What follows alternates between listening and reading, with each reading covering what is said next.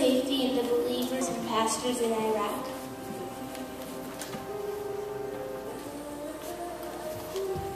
For order and peace between the Jews and the Arabs, and for the true peace of Jerusalem that can only come through the Lord Jesus Christ. Pray for safety to all members to the government. I pray for the true peace of Jerusalem.